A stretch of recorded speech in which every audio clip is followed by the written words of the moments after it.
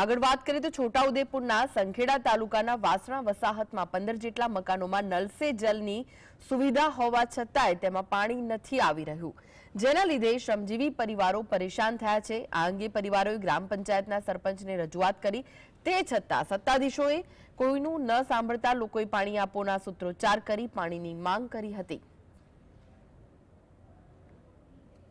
અમારે અહીંયા પાણીની તકલીફ પડે છે અને અમારી બહેનોને બહાર ભરવા જવાનું થાય છે કૂવામાં, ને સરપંચને અમે રજૂઆત કરીએ છીએ વારંવાર। સરપંચ અમારી કોઈ પરવાનગી કરતો નથી।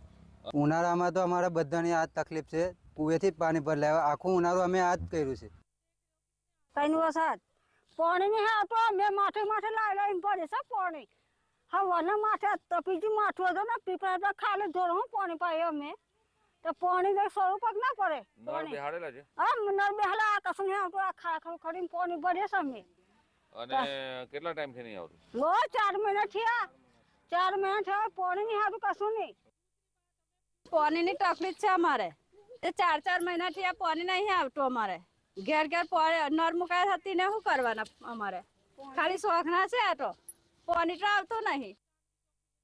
જિલ્લાના સંખેડા તાલુકાના વાસણા નંબરની 3 વસાહત છે, ત્યાં ગરીબ શ્રમજીવી પરિવારો રહે છે। આપ તસવીરોમાં જોઈ રહ્યા છો, 15 થી 20 પરિવારો અહીંયા રહે છે અને આદિવાસી વિસ્તાર છે। આ ગરીબ શ્રમજીવી પરિવારો છે, રોજ કમાઈને રોજ ખાનાર લોકો છે।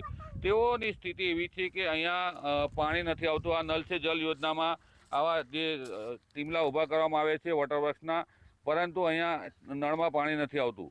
અહીંયાથી 100 મીટરના અંતરે એક વોટરવર્ક્સની મોટી ટાંકી બનાવવામાં આવેલી છે, પરંતુ તેમાંથી પાણી છોડવામાં આવે તો આ લોકોને મળી શકે તેમ છે। આ શ્રમજીવી પરિવારની મહિલાઓ રોજ મજૂરી કામે જાય છે અને પાણી માટે ફરી જહેમત ઉઠાવવી પડે છે, ત્યારે તેઓની દયનીય સ્થિતિ બને છે। આ પરિવારો પોતાના પશુઓને પાણી પીવડાવવા માટે કૂવા ઉપરથી ભરીને લાવે છે, ત્યારે તેઓને સમય વેડફાઈ જાય છે અને મજૂરી કામ પણ અમુકવાર મળતું નથી। રફીક ધણીવાલા, GSTV, છોટાઉદેપુર।